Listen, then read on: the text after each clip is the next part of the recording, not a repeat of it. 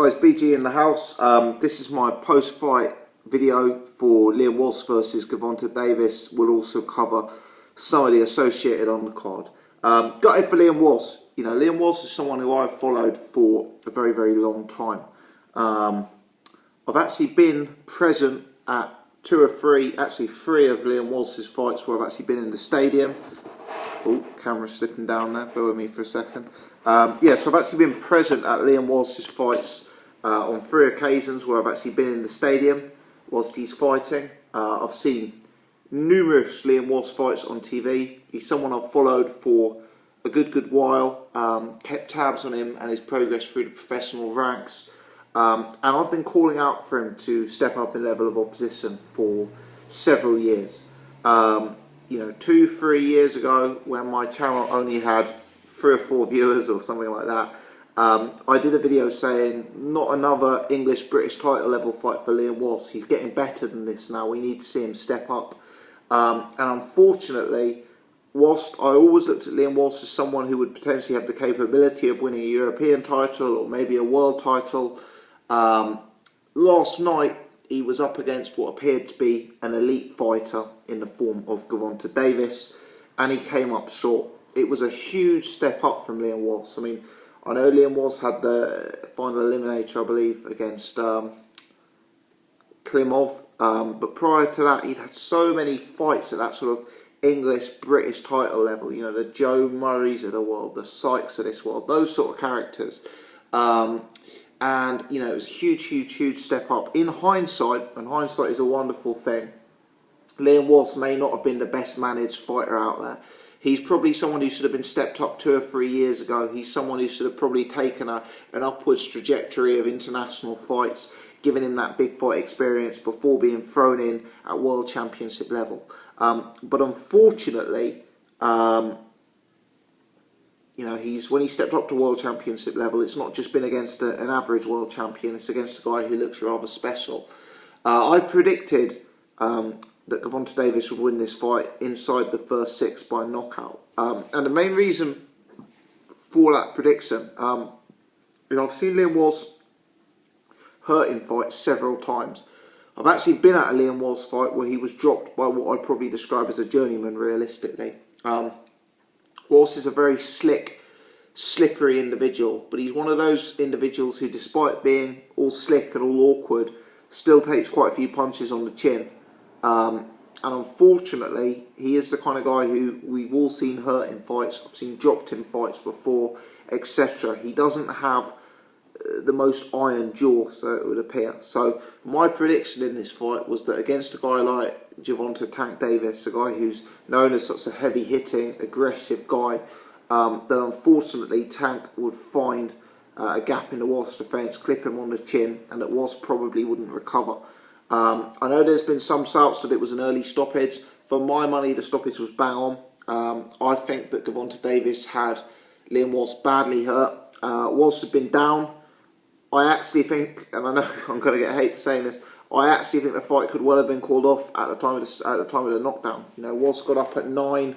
He was on very unsteady legs when he got up. Very unsteady legs. I thought that knockdown, the first knockdown, could well have ended the fight, and clearly the referee had a lot of doubt because, you know, the second he waved the fight on, Gervonta Davis was all over him. He was landing heavy leather, and Liam Walsh was getting caught. And I think the ref was bang on to stop it. Walsh probably had his senses about him, but I think he was about to eat 2, 3, 4, 5 more punches, and I think that could have been deemed unnecessary punishment. So I'm glad that the referee stopped it there. Liam Walsh is 30 years old. You know, he's not old. He's not past it. He's a guy who can come again.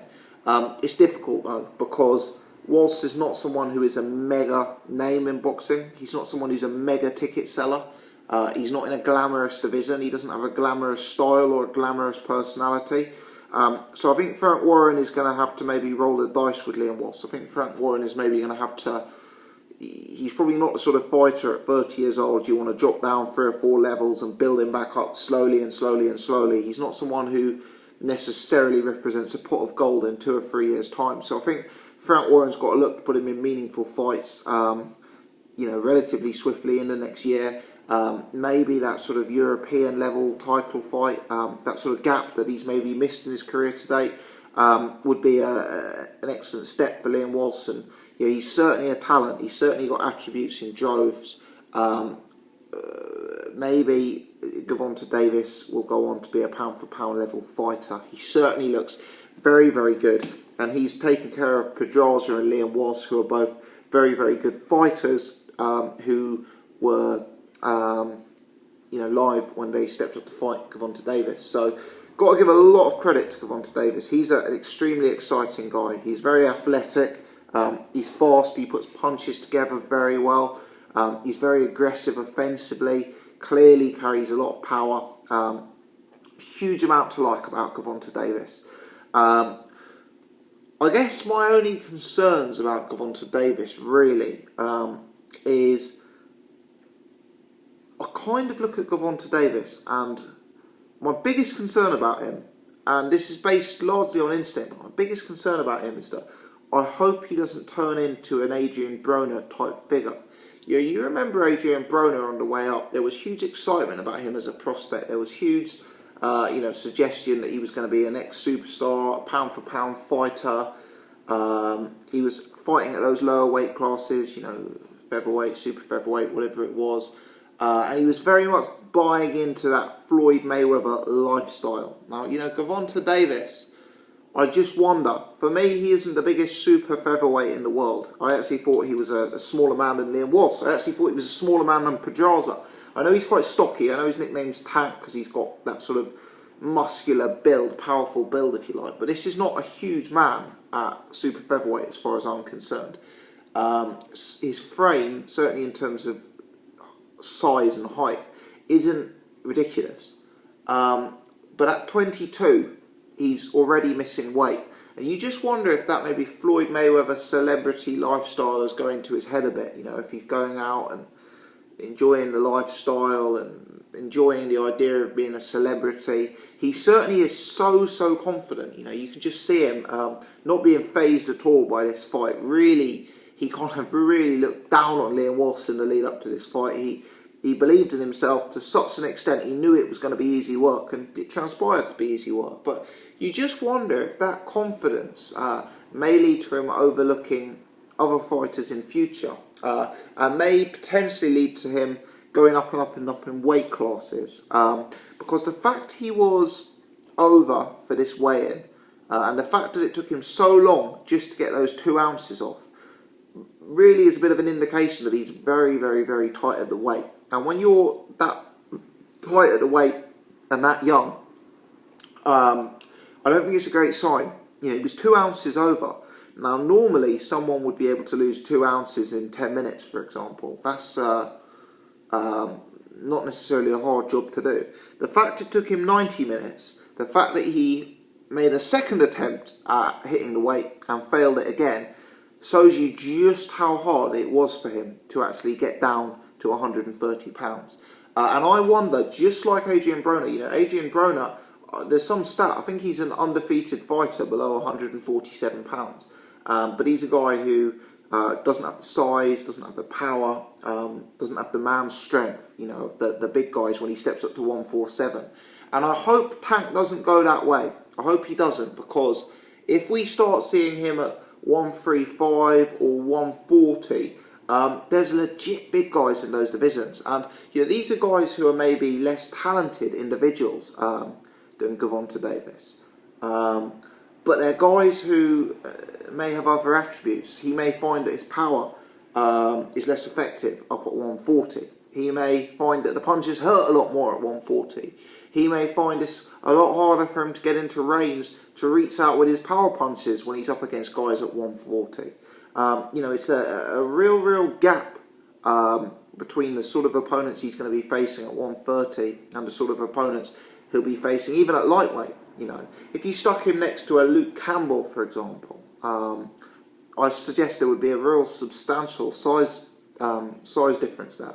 I'm not saying Campbell beats Gervonta Davis necessarily, but what I'm saying is Gervonta Davis at this point is going to be best served sticking at 130 as far as I'm concerned.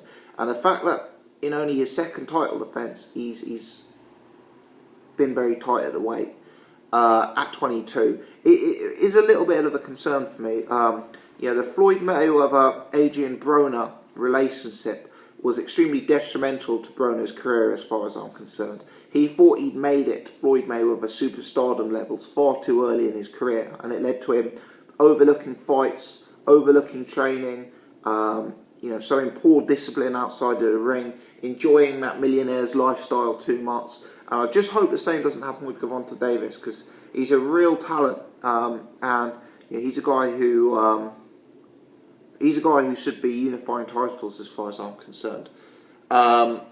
So credit goes to Gervonta Davis, a very, very good win against a good fighter in Liam Walsh. As for Liam Walsh, I do feel bad for him. I do, in hindsight, a few step-up fights along the way would have been good. It's a shame that his world title opportunity came against a guy who looks this dangerous and this talented in the form of Tank Davis.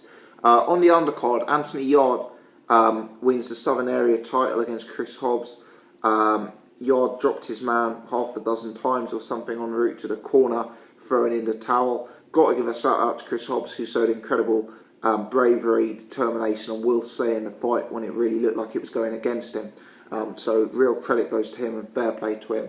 But Yarde looked good in there. Yarde, this was a step-up fight for Yarde. He was going in against the best opponent of his career to date. And the thing I like most about this performance, because we know Yarde's an athlete, we know Yarde has power, we know Yarde punches well to the body. The thing I most liked about this was how he controlled the pace. How he controlled the pace. Everything was at his pace. He was never rushed. His footwork kept him out of any trouble. He was always in control. He knew what he was doing. He was the general in there. And with his lack of amateur experience, with the fact he's only young in his career, that's very impressive to me. Because, when someone's got the power and the athleticism and the speed, that's all well and good, but you want to know they can box as well. And this guy's not just got the boxing skill, he's got the boxing brain for me. And he's the real general in there. So I really liked what I saw about Anthony Yarde yesterday. Don't get me wrong, he's still very early in his career to date. I want to see what he's like on the back foot, because that's a slight doubt for me. Obviously we haven't seen him hit hard yet. We haven't seen him tested out in a grueling 10 rounds. And it may be that even though, it may be that he was so in control of those rounds yesterday, it may be we could see him gas if, he was in a 50-50 fight where the other guy was looking to take control.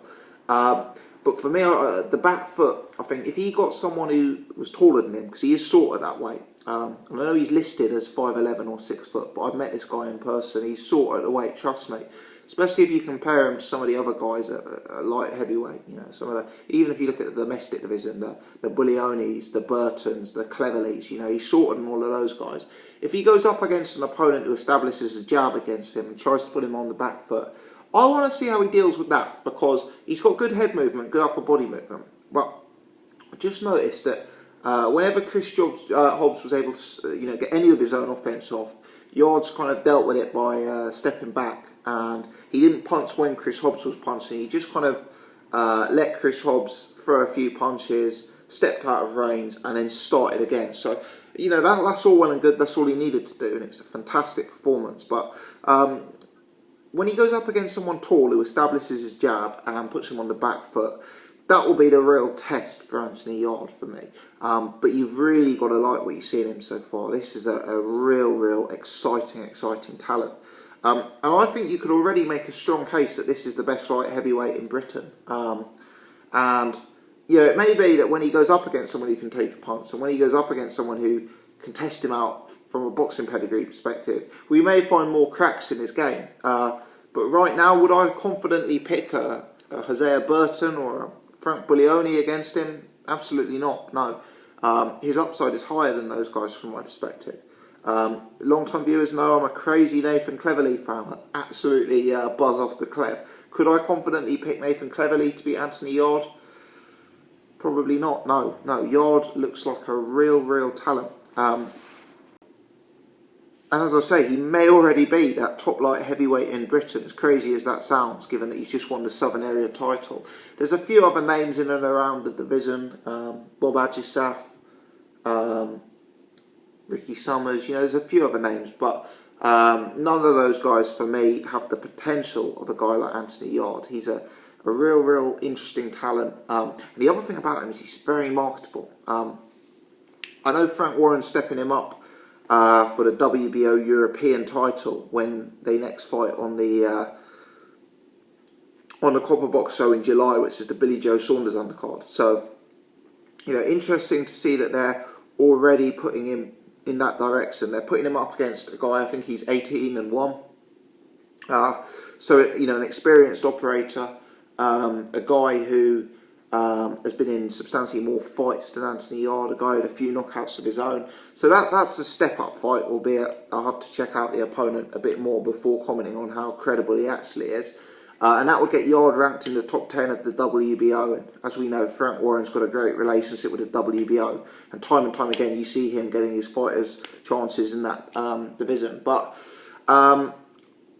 yeah, I think he's a very marketable guy. And I know he's good friends with the likes of Yarde Davies, Conor Benn, those sort of characters. So Frank's going to have a job on his hands keeping this guy motivated and keeping him, keeping him on that Box Nation side. And I hope he does, because Yarde is a potential star.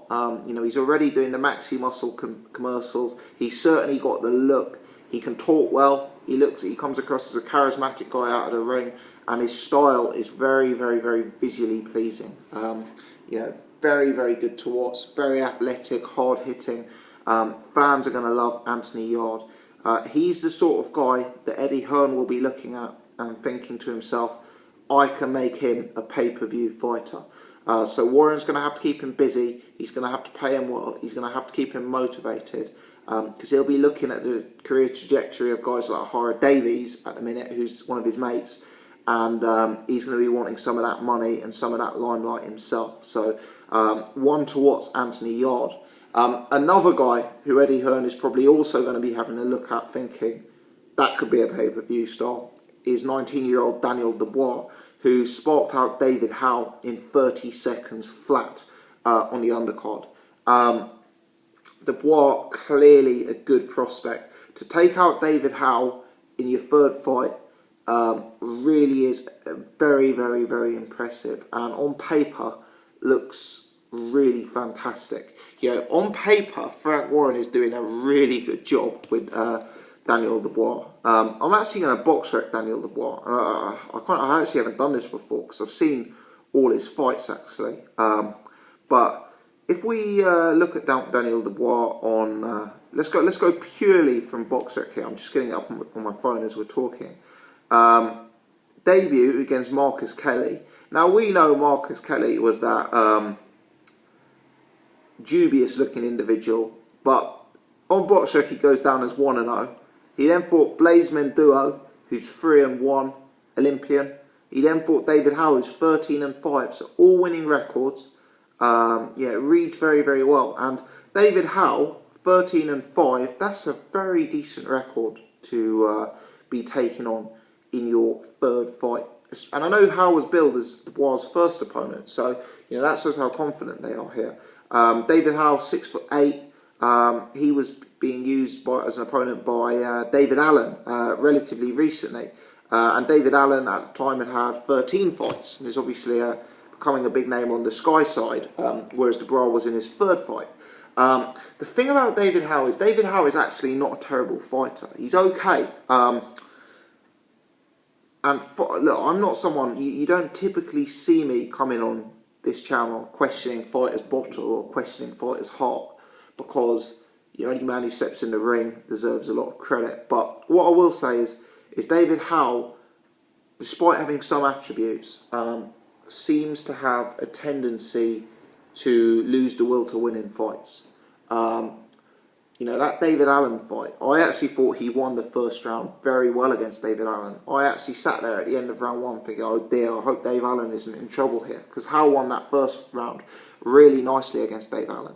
But Dave Allen put 2 or 3 punches together, and David Howe folded, and he folded disappointingly. It didn't look like that David Allen had hit him with very much, but Howe just sunk to the canvas. If you actually watch the punch that Daniel Dubois knocked David Howe out with yesterday, if you actually watch it from both angles, it's not even a clean punch. Dubois is clearly a very, very big puncher. He's clearly naturally very, very heavy-handed for a 19-year-old. But if you look at that punch he landed on David Howe, I don't actually know if that was a legit knockout punch. I think Howe tasted the power at that point and maybe decided that enough was enough. And unfortunately, I think at this stage of his career, David Howe has become the sort of fighter who is going to be used by debutants and fighters having their first 5 fights to get someone with that winning record in the British scene on their resume. I saw an interview with David Howe, I think it was on IFL TV 3 or 4 months ago, where he said that he'd had a few opportunities and he'd lost a few times, and he kind of acknowledged that at this point he wasn't going to be a 10-round fighter or a champion fighter, and he was more looking at sort of 6-rounders, 8-rounders, those type of fights. And I just wonder if the ambition has gone out of David Howe. David Howe, good fighter on his day, but I'm just not 100% sure how meaningful Daniel Dubois' win over David Howe was last night. I don't think it was that meaningful a win. Having said that, Daniel Dubois is making rapid progress, 3-0, all very, very early stoppages. His 4th fight, again with Anthony Yarde, will be on that Billy Joe Saunders undercard, July at the Copper Box. So fascinating to see who Frank puts him in with for his 4th fight. No need to rush this guy whatsoever. Really, really no need to rush the guy. He's 19 years old. In his 2nd fight in particular, he looked a bit raw, a bit green still. I think rounds would really help him, actually. I'd like to see someone a bit awkward in there. I'd like to see him in. I know it seems to me clearly Frank is trying to build him against guys with winning records, so they can say he's had a great set of opponents put in front of him. I'd actually like to see Daniel Dubois in with some guys who can give him a few rounds, and often that may be in the form of one of the real experienced journeymen, the guys who don't tend to go early in fights, etc. I think that would do him good if he could get 3 or 4 rounds under his belt. One guy who they could look at actually is Kamil Sokolowski, who his record is 4-9, so his record isn't that good. But recently he knocked out AJ Carter, who was a hyped heavyweight prospect, and he also beat Sean Turner, who was a 10-0 heavyweight on points. So 4-9, but he's becoming a bit of a journeyman to be reckoned with, Kamil Sokolowski, and potentially that's a fight that they could look to make for Daniel Dubois. I'd be very impressed to see him in Dubois' 4th fight, let's put it that way. But I think those rounds are going to be key. rounds where he can work on himself, test his stamina a bit, try out some different things, because blasting people out, it's certainly adding to the hype train, but it's probably not preparing him for the tests that lie ahead in heavyweight boxing for him. So, but certainly Daniel Dubois, Anthony Yarde, 2 incredibly high potential athletes, 2 guys who could go all the way to the top, 2 guys looking fantastic and huge stars of the future. So well done to Frank for bringing them on to this point. The other fight I'll talk about, crazy fight, Joe Pigford. I'm just going to check Joe Pigford's opponent's name. I believe it was Aaron Morgan, but I do not want to get that wrong, so I'm just going to double check that before I continue. So Joe Pigford took on Aaron Morgan. At the time Morgan was 12-0, Pigford was also 12-0 I believe. Battle of the undefeated fighters, and Pigford won by stoppage, but he won by stoppage in what was a relatively alarming performance if you were a Pigford fan. For me, Morgan came out and he won the first 3 rounds. I think the Box Nation commentators gave Pigford the 3rd round, but I had Morgan winning the fight fairly clearly, I must admit. Pigford, no defence, ate a jab every time Morgan threw a jab. Morgan was the sort of man, he was trying to get inside. He was working very well behind the jab. He was also landing power punches at will. Pigford stands very tall for a light middleweight, relatively upright, chin wide up in the air, no head movement, hands are down by his waist. He was getting clocked with power punch off the power punch off the power punch. It was actually scary to watch. Yeah, Pigford for me, horrifically exposed defensively, horrifically outboxed, but his opponent started to tire. The fight became quite scrappy, and the one thing about Joe Pigford is he clearly carries a huge amount of power, and he was able to stop his opponent and actually scored a very heavy knockdown. The commentators said some interesting things about Pigford. Apparently his trainers tried to coach him on defence, and he says he's just got no interest or inclination to learn any defence or do any defensive work. He believes he can take anything on the chin, and he believes he will stop anyone with his power. And I would say, to be fair to him, his chin, held up remarkably well given some of the bombs he was eating. So maybe there is some truth that, he's got a good chin and he's clearly very heavy-handed. But this is not a guy who's going to go to the top unless he adapts, because if he faces some sort of slickster who's technically aware, they'll just wipe him out on points. He can't block a jab. He's so defensively open. If he faces a puncher, no matter how good his chin is, sorely he's going to get clipped at some stage, because he's just taking every punch that your opponent throws. If he's up against a boxer, sorely someone's just going to be able to back foot, make him miss, make him swing and miss, and pepper him with the jab. It really depends. Frank Warren, I could see Frank Warren in the crowd watching Pigford, and I could see Frank getting frustrated. He kept screaming at him to raise his hands and put his hands up, and it looked for a while like Pigford was going to lose yesterday, and I could see that was upsetting Frank. So Frank's really got to make a decision with Pigford.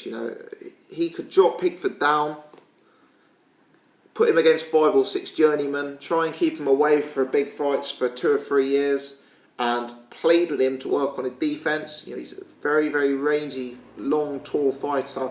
Make him commit to that jab, make him try and work on his defence, and bring him back in 2 or 3 years' time with 5 or 6 under the radar fights. Or he could just accept that Pigford probably isn't going to become a top class talent, and could accept that he's got the potential to make very entertaining fights. But the style he brings, he's not going to have a long career, Pigford. So I don't know what way Frank's going to play it. I was looking at the light middleweight rankings, and that's a division that is really dominated by Frank Warren domestically. You got Liam Walsh and Liam Smith as the top 2. Sorry, Liam Williams and Liam Smith as the top 2.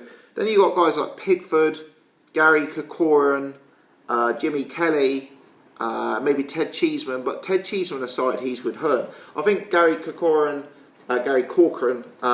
Jimmy Kelly are both guys who work with Frank Warren. So, Frank could decide to, right, I'll chuck Pigford in with Gary Corcoran, or I'll chuck Pigford in with Jimmy Kelly. Those are 50-50 fights. And they're, especially Corcoran, those are, Corcoran, I struggle with that name. That's the potential to be a real burn up. Those two are involved in good fights. So it'd be interesting to see the way Frank plays it. Pigford's extremely exciting fighter to watch. Takes a huge amount of punishment. Very heavy-handed. Appears to have a great chin. So let's see what Frank does with him. Is it back to the drawing board? Drop him down at lower levels and try and make him work on his defence, or is it just accept that he is what he is at this stage and roll him out in what can be some real barn burner 50-50 fights at sort of English-British title level against the Jimmy Kellys, Gary Corcorans of this world. Let me know your thoughts, guys. Let me know your thoughts on any of the fights on the bill. I didn't watch Ryan Walsh versus Marco McCulloch. Give me your take on Liam Walsh. Can he come again? How high do you rate Gervonta Davis? What's the upside for Yarde, Dubois, Pigford? Leave your comments in the section below. If you've enjoyed this video update, take the time to hit the thumbs up button. If you're new and you haven't done so before, do subscribe so you can check out all of my other videos. As always, many thanks for choosing in. Appreciate it.